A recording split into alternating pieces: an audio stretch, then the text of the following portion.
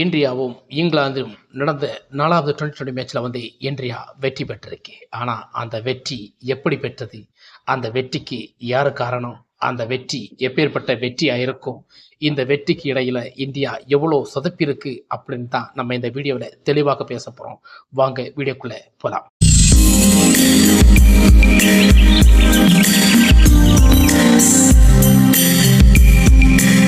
அனைவருக்கும் இந்தியா 4வது டுவெண்ட்டி தொடங்கும் போதே தெரிஞ்சு போச்சு இந்தியா ஃபர்ஸ்ட் பேட்டிங் பிடிக்க போறது. ஏன்னா டாஸை வின் பண்ணது இங்கிலாந்து. டுவெண்ட்டி மேட்சை பொறுத்த வரைக்கும் டாஸ் வின் பண்ணா செகண்ட் பேட்டிங் பிடிப்பது வழக்கமாக இருக்கிறது. அதே போல புனேயில் நேற்று நடந்த மேட்ச்ல இந்தியா ஃபர்ஸ்ட் பேட்டிங் பிடிச்சது. 3 பேட்ஸ்மேன் டக் அவுட். இதுல இந்தியா நிச்சயமாக 4வது டுவெண்ட்டி மேட்சை எப்படி ஜெயிக்க போறன்னு தான் ஒரு எதிர்பார்ப்பா இருந்தது. 3 பேட்ஸ்மேன்கள் டக் அவுட் ஆன பிறகு இந்தியா நிச்சயமாக ஒரு சீர்குலைந்தது. 3 பேட்ஸ்மேன்கள் முக்கியமான ஒரு பேட்ஸ்மேன்கள் சஞ்சு சாம்சன், திலக் வர்மா, சூரியகுமார் யாதவ். இவங்க முக்கியமாக 3 பேரும் ஆட்ட மேட்ச் வின்னர்கள். இதை பற்றி நமக்கு நல்லாவே தெரியும். இவங்க 3 பேர்ல ஒரு ஆள் விளையாடினா நிச்சயமாக இந்தியா வெற்றி பெறும் என்ற ஒரு முனைப்பு இருந்தது. ஆனா அத்தனையும் தூள் தூளாக ஆக்கியிருக்கிறது. இந்த 3 விக்கெட் போன பிறகு இந்தியா ரொம்ப ஒரு சரிவில் இருந்து மீண்டு வருவதற்கு ரொம்ப சிரமப்பட்டதுன்னு நான் சொல்ல முடியும்.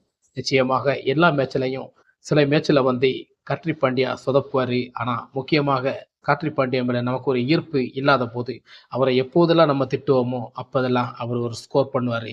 ஸ்கோர் பண்ணது மட்டும் இல்லை, இந்திய டீமை கொஞ்சம் கொஞ்சம் தூக்கி கொண்டு நிறுத்துறது கார்த்திக் பாண்டியாக ஒரு கடமையாக இருக்கிறது. அந்த கடமையை மீண்டும் நிறைவேற்றிருக்கிறார் என்றுதான் சொல்ல முடியும். இந்த மேட்சை பொறுத்த வரைக்கும் இந்தியா ஃபர்ஸ்ட் பேட்டிங் பிடிச்ச போது 3 விக்கெட்டு பவர் பிளேயிலே விழுந்த பிறகு இந்தியா இப்போது எங்க மீட்டெடுக்க போரு, 150 ரன் அடிப்பாங்களா அப்படின்ற ஒரு சந்தேகம் எழுந்தது. ஆனா கிட்டத்தட்ட 181 ரன்கள் அடித்து இந்தியா நல்ல ஒரு ஸ்கோரை, நியாயமான ஒரு ஸ்கோரை கொடுத்தது. ஆனா இந்த ஸ்கோருக்கு முக்கியமாக சிவம் துபை, கார்த்திக் பாண்டியா இவங்க 2 பேருடைய ஒரு பார்ட்னர்ஷிப் தான் இந்த மேட்சை இந்த அளவுக்கு தூக்கி நிறுத்திருக்கான்னு சொல்ல முடியும். சிவம் துபை நமக்கு சொல்லணும். ஏன்னா கொஞ்ச நாளைக்கு ஒரு இன்ஜுரிக்கு இடைவெளிக்கு பிறகுதான் விளையாடினாரு. ஃபர்ஸ்ட் மேட்சே கம்பேக் கொடுத்திருக்காரு. இவரை உள்ள கொண்டு வந்த விதமும் சரியான ஒரு விதமாக கருதப்படுகிறது. காரணம், கடந்த மேட்சிலே இந்தியாவுக்கு நிறைய விஷயங்கள் புரிஞ்சிருக்கும். ஏன்னா ஆதில் ரசீலுடைய பந்து ஸ்பின் பவுலிங்கை இந்தியாவில் எதிர்கொள்றதுக்கு யாரும் இல்லாமல் போனதுனால அவருடைய பவுலிங் சும்மா விறுவிறுப்பான ஒரு ரன்னை எட்ட முடியாமல் இந்தியா தோத்தது நமக்கு தெரியும்.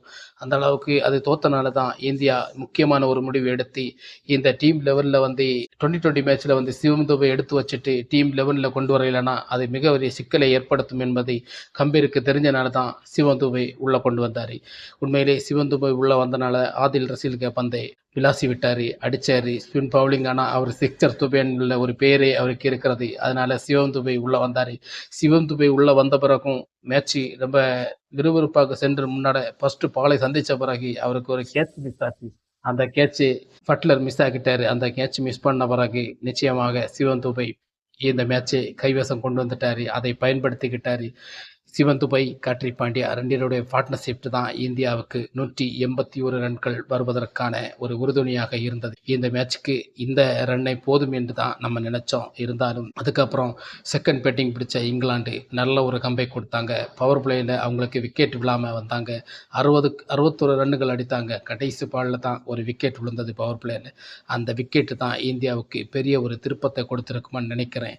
அதுக்கப்புறம் தொடர்ந்து 2 விக்கெட்டு மடமடன் போச்சு. 3 விக்கெட் இங்கிலாந்து கொஞ்சம் தத்தளித்தாலும் ரன் ரேட் இந்தியா விட நல்ல ஒரு பயங்கரமான ஒரு ரன் ரேட் இருந்தது. இந்த மேட்சை பொறுத்த வரைக்கும் இங்கிலாந்து பக்கம் தான் ரொம்ப சாய்ந்திருந்தது. ஏன்னா இந்த மேட்ச் இங்கிலாந்து ஜெயிக்க வேண்டிய சூழ்நிலையில் நல்ல ஒரு மேட்சாக இருந்தது. ஆனால் இங்கிலாந்து எப்போது கோட்டை விட்டதுன்னா இங்கிலாந்தை பொறுத்த வரைக்கும் ராணா பவுலிங்கு, வருண் சக்கரவர்த்தி அந்த முக்கியமான ஒரு ஓவரில் 2 விக்கெட்டு, இப்படி பல விஷயங்கள் பல சுவாரஸ்யங்களை கொடுத்தனால தான் இந்த மேட்ச் இந்தியா பக்கமாக ஒரு முக்கியமான ஒரு மேட்சாக கிடைத்தது. இந்த மேட்சை இந்தியா வின் பண்ணி தொடரையும் கைப்பற்றி விட்டது என்று தான் சொல்ல முடியும். இந்த மேட்சுக்குள்ள இன்னொரு விஷயத்தை நமக்கு பேசி ஆகணும். இந்த மேட்ச் வெற்றி பெற்ற பிறகும் சூரியகுமாரால் சந்தோஷமாகவே இருக்க முடியலை. காரணம், தொடர்ந்து 4-5 போட்டிகளில் ரன்னை அடிக்கலை. ஒரு கேப்டனாக இருக்கிறதுனால ஒரு ஃப்ரெஷராக இருக்கா என்னவோ தெரியலை. அதே போல தான் சஞ்சு சாம்சனும் ஒரு 4 டுவெண்ட்டி மேட்ச்சில் சொதப்பிட்டே வர்றாரு. இவர் இப்படியே சொதப்பிட்டு போனான்னா நிச்சயமாக அடுத்த மேட்ச்சில் இவருக்கு வாய்ப்பு கொடுப்பதற்கு சந்தேகமாக இருக்கும். இன்னொரு மேட்சுக்கு நிச்சயம் வாய்ப்பு கொடுப்பாங்க. அதுக்கப்புறம் இந்திய டீமில் எடுக்கிறதுக்கு யோசிப்பாங்கன்னு தான் நினைக்கிறேன். அந்த அளவுக்கு செஞ்சு சாம்சனுடைய விளையாட்டு இருக்கிறது. அடித்தா 100 இல்லைனா இப்போ இந்த செஞ்சு சாம்சனுடைய விளையாட்டு இருக்கி இந்தியா கூட ஒரு பேட்டிங் வரிசை சில நேரங்களில் வந்து சொதப்பல் இருக்கி அது மீண்டும் தொடர்கிறது. சொதப்பல் இருக்கிறது. ஆனால் ஒரு சில பிளேயர்கள் விளையாடினால தான் இந்தியா இந்த மேட்சை வெற்றி பெற முடிஞ்சது. ஒரு சில நல்ல பவுலிங் இருந்தனால தான் இந்தியா இந்த மேட்சை வெற்றி பெற முடிஞ்சது. இந்த மேட்சை பற்றி நீங்கள் என்ன நினைக்கிறீங்கன்னு தெரியல. இந்த மேட்ச்சில் இந்தியா கப் எடுத்தது எல்லாருக்கும், எல்லா ரசிகர்களுக்கும் சந்தோஷமாக இருக்கிறது. அதே போல் எனக்கும் சந்தோஷமாக இருக்கிறது. இந்த மேட்ச்சில் வந்து பேட்ஸ்மேன்கள், பவுலர்களின் நிறை குறைகளை சொல்லியிருக்கேன். மீண்டும் இதை பற்றி உங்களுக்கு ஏதாவது சொல்ல தோணுச்சா நம்ம கமெண்ட்டில் சொல்லுங்கள். மீண்டும் சந்திப்போம். வணக்கம்.